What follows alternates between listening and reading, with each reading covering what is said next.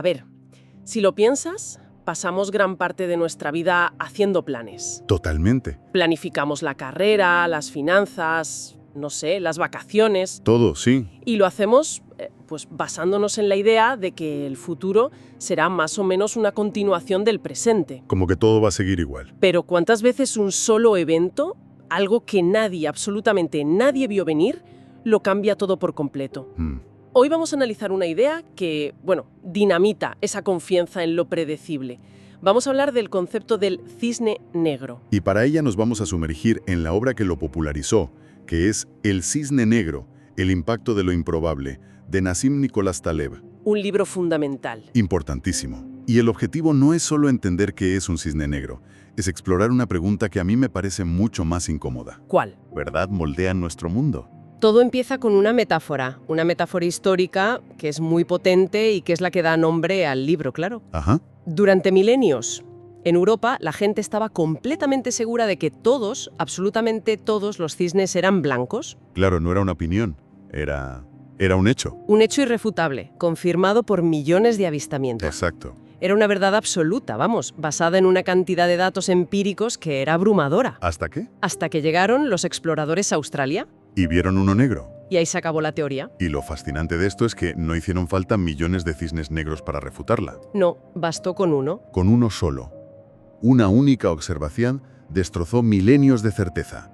Y esa, para Taleb, es una metáfora perfecta de lo frágil que es nuestro conocimiento.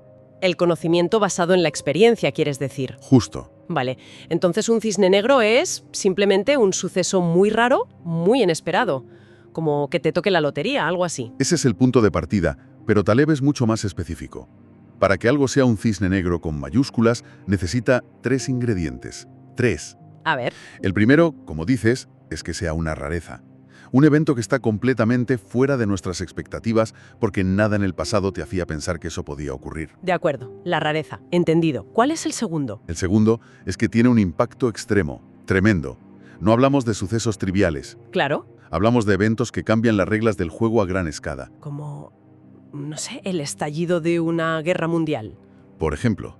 O la invención de Internet. O una crisis financiera global. Cosas de ese calibre. Entiendo. Pero, a ver, un terremoto también tiene un impacto tremendo y puede ser inesperado. ¿Qué hace que un cisne negro sea diferente de una simple catástrofe natural? Ah, esa es una pregunta clave y nos lleva directos al tercer ingrediente. El más retorcido, has dicho. El más retorcido, sí, es la predecibilidad retrospectiva. Predecibilidad retrospectiva. Sí, a pesar de que el evento era totalmente impredecible antes de que ocurriera, una vez que ha pasado, nuestra mente se pone a trabajar a toda máquina para encontrarle una explicación. Ah, claro. Y de repente, todo el mundo vio las señales. Lo hacemos parecer lógico, explicable y, casi inevitable en retrospectiva. El famoso se veía venir que todo el mundo dice después de una crisis de mercado. Nadie la predice, pero al día siguiente todos son expertos en por qué era obvia. Precisamente, Taleb llama esto el terceto de la opacidad. Me gusta el nombre. Es la ilusión de que entendemos lo que pasa. La distorsión al mirar la historia hacia atrás como si fuera un relato ordenado y, sobre todo, la sobrevaloración de la información que tenemos. O sea, miramos el 11 de septiembre y decimos... Y decimos, claro, con la situación geopolítica que había, era cuestión de tiempo. Pero antes del 10 de septiembre, nadie lo contemplaba como una posibilidad real.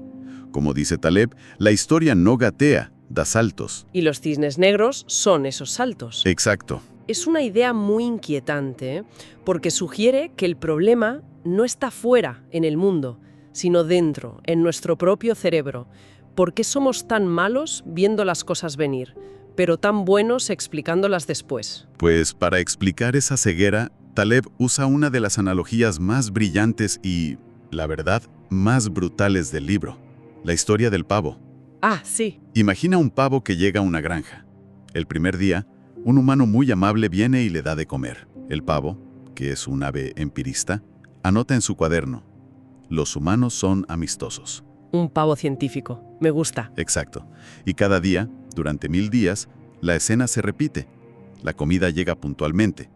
Y con cada comida, la confianza del pavo en su teoría, pues, aumenta. claro, basa su predicción del futuro en su experiencia del pasado. La regularidad lo confirma todo. Totalmente. Y su confianza en que los humanos son sus mejores amigos alcanza su punto más alto. Y al día siguiente, el pavo sufre una revisión de creencias bastante severa. Vaya que sí. La lección es terrible. El pasado no solo no le sirvió para predecir el futuro, sino que le dio una confianza peligrosamente falsa. Lo que aprendemos de la experiencia puede ser, en el peor de los casos, una trampa mortal. Es una historia brutal y me hace pensar que el problema no es solo que no veamos el futuro, sino que creemos que entendemos el pasado. Es esa la famosa falacia narrativa de la que habla. Justo ahí queríamos llegar. La falacia narrativa es nuestra tendencia innata a simplificar la realidad, a convertirla en historias. En cuentos... En cuentos, sí. Nuestro cerebro busca constantemente la causalidad, como decía el novelista E.M. Forster. El rey murió y luego la reina murió. Eso es una crónica de hechos. Exacto. Pero el rey murió y luego la reina murió de pena.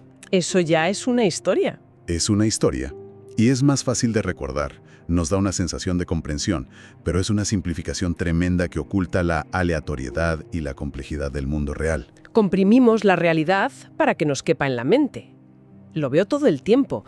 Cuando una empresa tiene un éxito arrollador, de repente surgen biografías que explican el camino lógico e inevitable de su fundador. Y se omiten los miles de fracasos, los golpes de suerte. El caos. Y se presenta como una bonita historia lineal. Y lo más fascinante de todo esto es que parece tener una base biológica. El libro menciona experimentos con pacientes de cerebro escindido a los que se les ha cortado la conexión entre los dos hemisferios. Si a través del campo visual se le da una orden al hemisferio derecho, el no verbal, como levántate y camina, la persona se levanta. Vale. Pero si luego le preguntas al hemisferio izquierdo, el verbal, el que él llama el intérprete, ¿por qué se ha levantado?, no dirá, no lo sé. ¿Qué dice? Inventará una razón. Voy a por un refresco. Alucinante. Nuestro cerebro está programado para crear narrativas, para dar sentido al mundo, incluso cuando no tiene ni idea de la causa real. Es un mecanismo de supervivencia, pero claro, en un mundo complejo nos puede jugar muy malas pasadas. Esto es bastante abrumador. Si el mundo es fundamentalmente aleatorio y nuestro cerebro está diseñado para ocultarnos esa aleatoriedad con historias, ¿cómo se supone que debemos funcionar? ¿Es todo impredecible? No, no todo.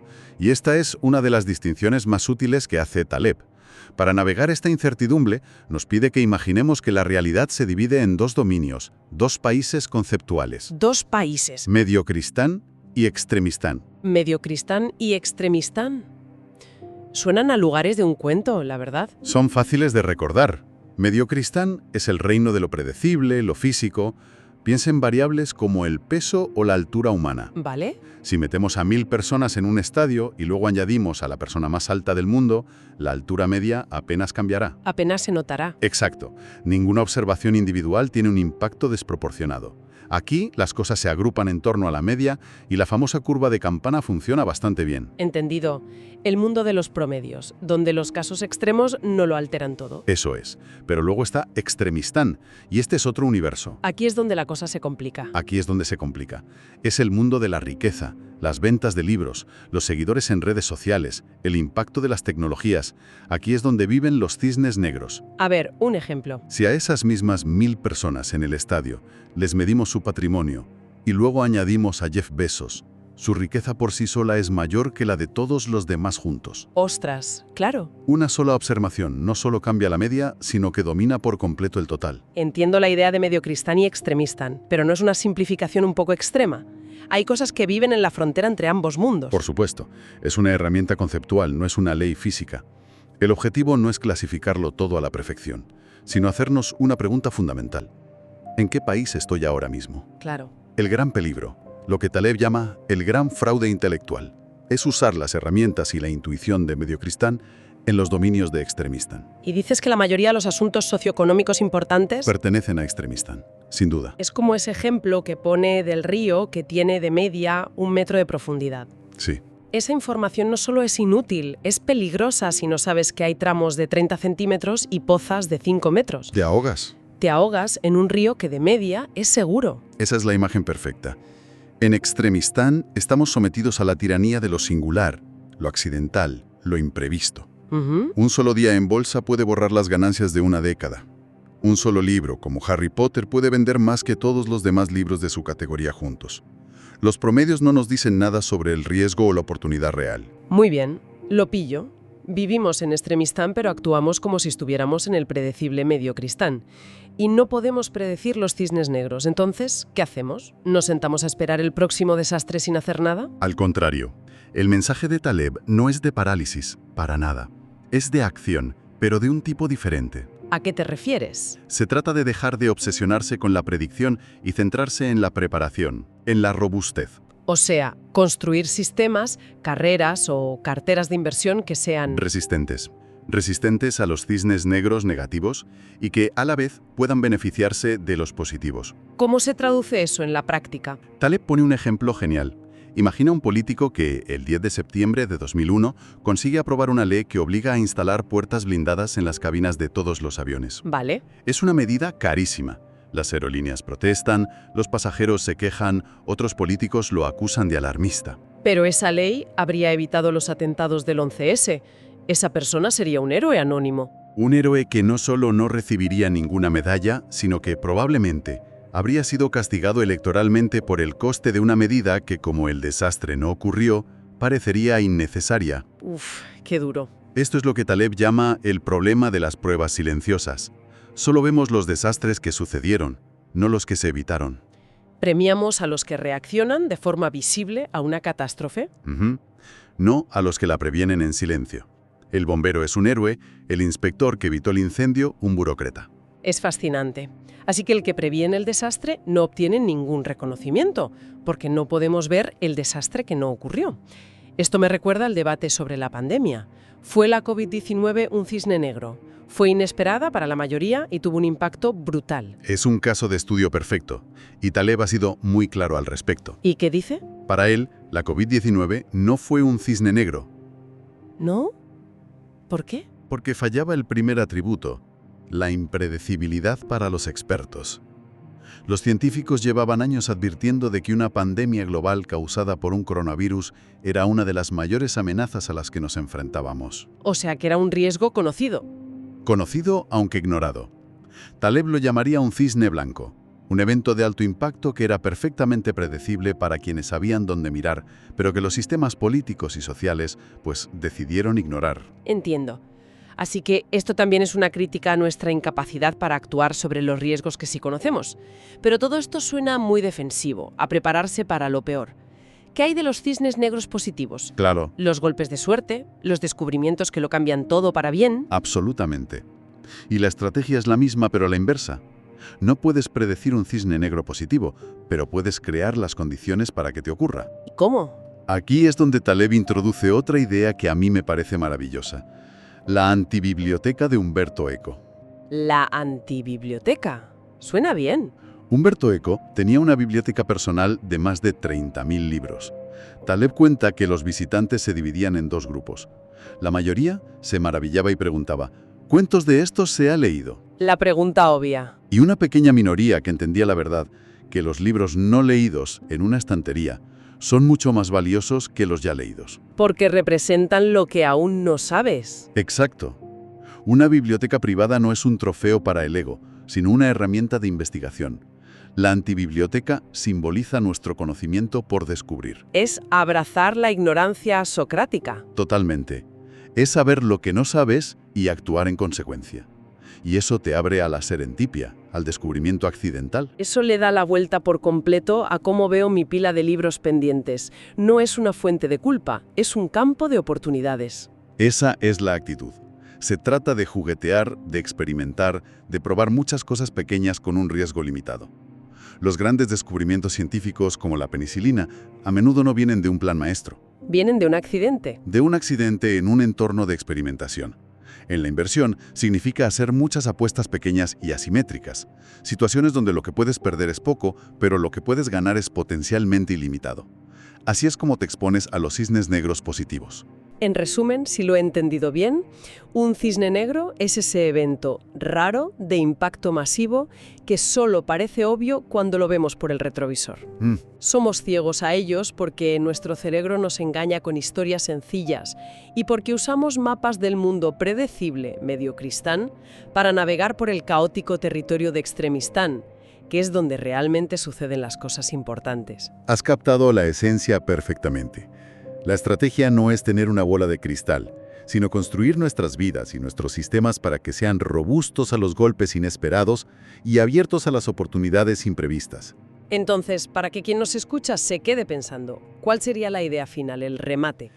Pues mira, Taleb habla del redil platónico.